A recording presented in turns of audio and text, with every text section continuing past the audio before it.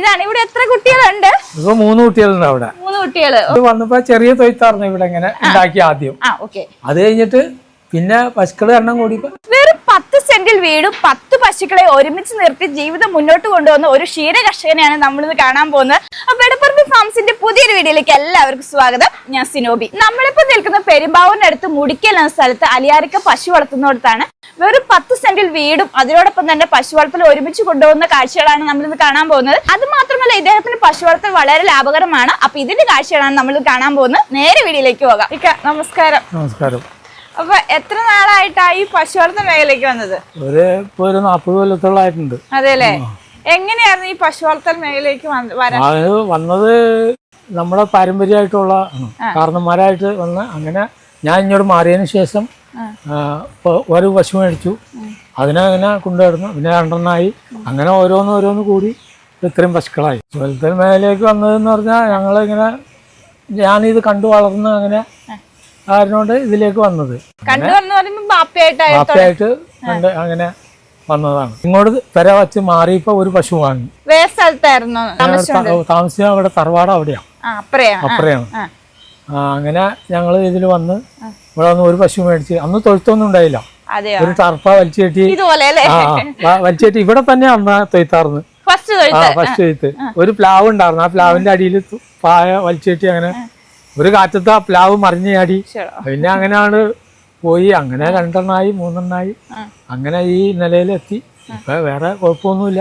അസുഖങ്ങളൊന്നും വരാണ്ടിരിക്കാണ് കുഴപ്പമില്ല. വേറെ ജോലി ഉണ്ടായിരുന്നല്ലേ? വേറെ ജോലി ഉണ്ടായി.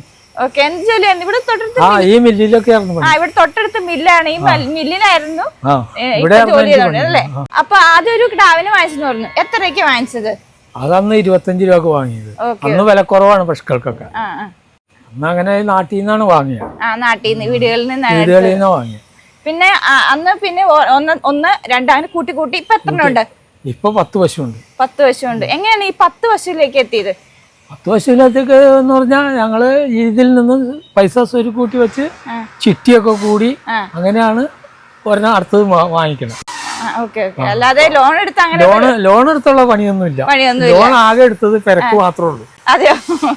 ആദ്യം ഇതുപോലെ ചെറുതായിട്ട് തുടങ്ങിയിട്ട് അതിനുശേഷം ഇപ്പഴത്തേക്കായിട്ട് തുടങ്ങിയത്? അതെ, ഈ തൊഴുത്തിലാണോ? എങ്ങനെയാ? ഇല്ല, ഇത് ഞങ്ങൾ കിടാവിനെ കെട്ടാനായിട്ട് കിടാവിനെ കെട്ടാൻ വേണ്ടി ഉണ്ടാക്കിയതാണ്. ഇവിടെ പശുക്കളെ നിർത്തണം.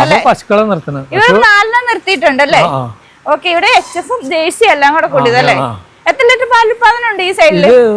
10 ലിറ്റർ ഉണ്ട്. 3 അത് കുറവായതാണ്. ഇതെങ്ങനെ ഇവിടെ ചെനയും കറവും കൂടെ ഒരുമിച്ചാണോ ഇവിടെ നിർത്തണേ ഈ സൈഡില്? എല്ലാം ഉണ്ടാവും. ചൊനകൾ ഇതിപ്പോ കുത്തിവെച്ച് നിർത്തിയേക്കണം, അതും കുത്തിവെച്ച് നിർത്തിയേക്കണാണ്. ഓക്കെ. അപ്പൊ എത്രാമത്തെ പ്രസവമൊക്കെ ഉള്ളത് ഇതിന്റെ അകത്തുള്ളത്? ഇത് 2 ആദ്യത്തെ, അത് 2ാമത്തെ പ്രസവം, ഇതും 2ാമത്തെ പ്രസവം. അപ്പൊ കുട്ടികൾ അങ്ങേ സൈഡിലോ ഒരു ചെറിയൊരു കാണിച്ചു തരാം. ഇതാണ് ഇവിടെ എത്ര കുട്ടികളുണ്ട്? ഇപ്പൊ 3 കുട്ടികളുണ്ട് അവിടെ. 3 കുട്ടികള്. ഓക്കെ. 3 കുട്ടികളെ നിർത്താൻ രീതി കാണിച്ചു. ഇത് എങ്ങനെയാണ്? ഇതിനു വേണ്ടി പണിതാണോ? അല്ലല്ല, ഇത് തീറ്റയൊക്കെ വയ്ക്കാനായിട്ട് പണിതാണ്. അപ്പൊ എലിശല്യം കൂടുതൽ. അപ്പൊ അത് കാരണം തീറ്റയൊക്കെ അങ്ങോട്ട് മാറ്റി. അപ്പൊ ഇത് സ്പേസ് കളയണ്ടെന്ന് വെച്ചാൽ അങ്ങനെ നിർത്തിയേക്കാം. കുട്ടികളെ പരമാവധി സ്പേസ് നമ്മൾ ഉപയോഗിച്ചല്ലേ? വളരെ ചെറിയ സ്ഥലത്താണ് വളർത്തിയേക്കുന്നത്. പിന്നെ വേറൊരു സ്ഥലമുണ്ട് അങ്ങേ സൈഡില് നല്ലൊരു പശുത്തൊഴുത്ത് പണിതിട്ടുണ്ട്.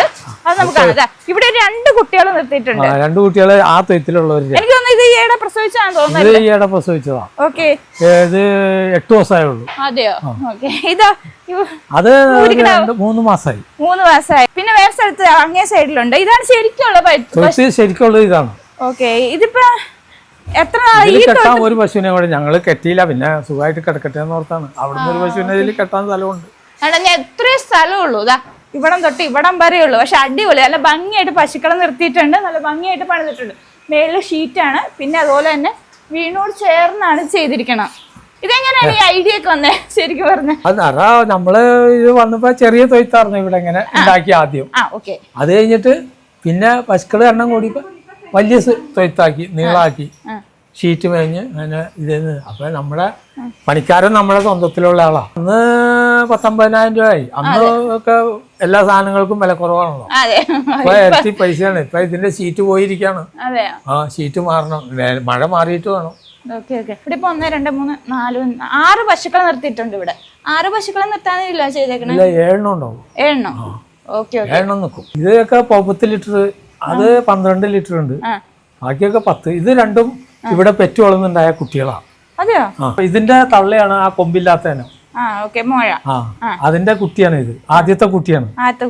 ഇത് രണ്ടാമത്തെ പ്രസവമാണ്. ഇതിന്റെ കിടാവാണ് ആ നിക്കണത്, ആ മൂരിക്കിടാവ് കിടക്കണതല്ല. അതെല്ലേ? ശരിക്കും പറഞ്ഞാൽ ഇവിടെ കുട്ടികളെ നിർത്താൻ തോന്നൂല. കുട്ടികളെ നിർത്തുന്നുണ്ട്. നല്ല കുട്ടികളെയൊക്കെ നിർത്തും ഞങ്ങൾ, കൊടുക്കൂല. ആദ്യത്തിലൊക്കെ കൊടുക്കുമായിരുന്നു. പിന്നെ ഇവിടെയൊക്കെ കെട്ടായി പാടങ്ങളൊക്കെ ഉണ്ടാവും. എന്നുകൊണ്ട് അങ്ങനെയാണ് നിർത്തണം. പുറത്ത് കിടാക്കളെ കൊടുക്കും, പശുക്കളെ വിടില്ല. പശുക്കളെ ഇവിടെ തൊയ്ത്തിൽ കെട്ടി വെച്ചാൽ തന്നെ തീറ്റ കൊടുക്കും. 2-3 നേരമൊക്കെ തണുപ്പിക്കും. ഈ ഒരു പശു വളർത്തലിന്റെ പ്രത്യേകത എന്ന് വെച്ചാല് ഉള്ള സ്ഥലത്ത് അത്യാവശ്യം പശുക്കളെ നിർത്തി ചെറിയ രീതിയിൽ ഷെഡൊക്കെ പണിതിട്ടാണ് പണിത്. ചിരുകോണം തൊയ്ത്തിന് സൗകര്യം കിട്ടിയാൽ നമുക്ക് ഫ്രണ്ട് ചിരുകോണം കയറ്റി എടുക്കാറുണ്ട്.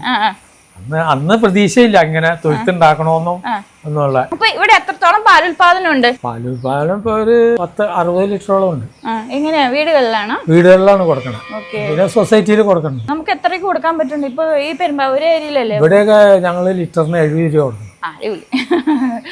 നമുക്ക് വീടുകളിൽ കൊണ്ടുപോയി കൊടുക്കണം നമ്മൾ. അപ്പൊ നമുക്ക് 70 രൂപ കിട്ടിയില്ലെങ്കിൽ മുതലാവൂല.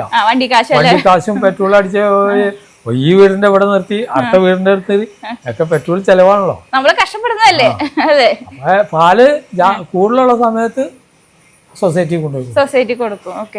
സൊസൈറ്റിയിൽ അളക്കുന്നുണ്ട് ഇപ്പോഴും. സൊസൈറ്റിയിൽ എത്ര രൂപയ്ക്ക് ഉണ്ടാവും?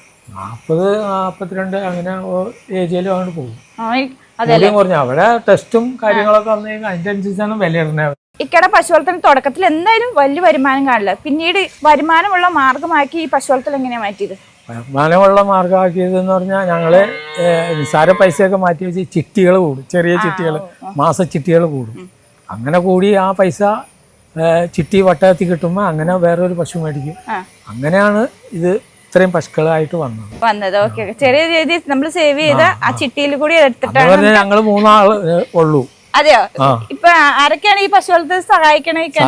ഞാനും ഇത്തായി പറഞ്ഞു. ഇപ്പൊ മകന് നമുക്ക് അസുഖമൊക്കെ വന്നു കഴിഞ്ഞാൽ മകൻ പിന്നെ പാല് കൊണ്ടുപോയി കൊടുക്കാൻ മകൻ പോവും, പിന്നെ ഞാനും പോവും. അപ്പൊ എല്ലാരും ഒരു സപ്പോർട്ട് ഉണ്ട്. അല്ലാതെ നമ്മുടെ വരുമാനം ഇതാണല്ലോ, പിന്നെ നമുക്ക് വേറെ വരുമാനമൊന്നുമില്ല. അപ്പൊ ഇവിടെ തീറ്റയായിട്ട് കൊടുക്കണ പൈനാപ്പിൾ തണ്ടാണ്. പുല്ലില്ല, കേസിന്റെ തീറ്റ. അപ്പൊ പുല്ലിന് പകരമായിട്ടാണ് പൈനാപ്പിൾ തണ്ട് കൊടുക്കണത്. ഇതിപ്പോ എത്ര വർഷമായിട്ട് ഇങ്ങനെ കൊടുക്കാൻ തുടങ്ങിയത്? ഇത് കൊടുക്കാൻ തുടങ്ങിയിട്ട് ഒരു 2 വർഷത്തോളമായി. 2 വർഷത്തോളമായി. ഇക്ക എന്താ ഈ പുല്ല് നിർത്തിയിട്ട് ഇതിലേക്ക് വന്നത്? പുല്ല് ഇറക്കാൻ പോയാൽ ഇത്താക്കി സുഖമില്ലാത്തവരുണ്ട്. അതെയോ? ശ്വാസം മുട്ടിന്റെ കംപ്ലൈന്റ് ഉണ്ട്. പിന്നെ പുല്ല് ഇപ്പോഴും ഉണ്ട്, ഇറക്കാൻ പോകാൻ പറ്റില്ലാത്തവരുണ്ട്. നമ്മുടെ ശരീരസ്ഥിതി അനുവദിക്കുന്നില്ല, അതുകൊണ്ട് മാത്രം ഇതിലേക്ക്. അപ്പൊ ഇത് എത്രയ്ക്ക് നമുക്ക് ഇവിടെ കിട്ടും? ഇവിടെ 2.20. എങ്ങനെയുണ്ട് നമുക്ക് അത്യാവശ്യം? കുഴപ്പമില്ല. നമ്മള് സാധനം തീർന്നപ്പോ വിളിച്ചു പറഞ്ഞാൽ മതി, അപ്പൊ അവര് ഇവിടെ കൊണ്ടുവന്നു തരും. മെഷീൻ ഉണ്ടല്ലേ? മെഷീനുണ്ട്, 2 മെഷീനുണ്ട്. കറവ മെഷീനും ഉണ്ട്, കട്ടിംഗ് മെഷീനും ഉണ്ട്. അപ്പൊ ഫാമിന്റെ പ്രവർത്തനങ്ങൾ എത്ര മണിക്ക് സ്റ്റാർട്ട് ചെയ്യും? 3 മണിക്ക്. 3 മണിക്ക് തുടങ്ങുമോ? അപ്പൊ എങ്ങനെയാണ്? 3 മണിക്ക് തുടങ്ങി 6 മണി 6-6:30 ആകുമ്പോഴേക്കും തീരും. തീറ്റയൊക്കെ അപ്പൊ അതിന് ശേഷമാണ്? തീറ്റ കറവയൊക്കെ കഴിഞ്ഞ് കുളിപ്പിച്ച് കഴിഞ്ഞിട്ടാണ് കറക്കണത്. അത് കഴിഞ്ഞിട്ട് തീറ്റ വച്ചു കൊടുത്താണ് കറക്കണം. തിരി വെച്ചു കൊടുക്കും. അത് കഴിഞ്ഞിട്ടാണ് ഈ പൈനാപ്പിളിന്റെ തണ്ട് കൊടുക്കണത്. തിരി വെച്ചു കൊടുത്താൽ നമ്മള് കറക്കാൻ എളുപ്പത്തിന് വേണ്ടി ശരിക്കും വേഗം ചൊരുത്തി തരും. പിന്നെ ഉച്ചക്കത്തെ 1 മണിക്ക് തുടങ്ങും. 1 മണിക്ക് തുടങ്ങിയാൽ 3 മണിയാകുമ്പോഴേക്കും തീരും. 12:15 അപ്പൊ എങ്ങനെയാണ് ഇവിടെ കുപ്പികളിലാണ് പാല് കൊടുക്കുന്നത്? കവറിലാണ്. നേരത്തെ കുപ്പിയിലായിരുന്നു. ഈ നമ്മളെ നോമ്പ് സീസണിൽ വരുമ്പോ കുപ്പി കഴുകാനൊക്കെ വലിയ പാരാവുണ്ട്. മകൻ തന്നെ പറഞ്ഞ് നമുക്ക് കവറാക്കാം. കവറിൽ എന്ന് പറഞ്ഞ പുള്ളി പോയി ആ സാധനം വാങ്ങിച്ചു കൊണ്ട് അപ്പൊ കവറിലാണ് എല്ലാവരും. ഫാമിന് പേരുണ്ടോ? പേരില്ല. പേരൊന്നും. അപ്പൊ ഇത്രയും സമയം നമ്മൾ കണ്ടുകൊണ്ടിരുന്നത് വെറും 10 സെന്റിൽ വീടും പശുക്കളെ ഒരുമിച്ച് കൊണ്ടുപോകുന്ന പശു വളർത്തലാണ് നമ്മൾ ഇന്ന് കണ്ടുകൊണ്ടിരുന്നത്. അപ്പൊ ഇതോടെ ഞങ്ങളുടെ വീഡിയോ വൈൻഡപ്പ് ചെയ്യണം. ഞങ്ങളുടെ വീഡിയോ നിങ്ങൾക്ക് ഇഷ്ടപ്പെട്ടാൽ ഒന്ന് ലൈക്ക് ചെയ്യുക, അതുപോലെ ചാനൽ ഫോളോ ചെയ്യാനും മറക്കരുത്. അപ്പൊ അടുത്തൊരു നല്ലൊരു കാർഷിക വീഡിയോ ഞങ്ങൾ വരുന്നതാണ്. അതുവരെ നമസ്കാരം.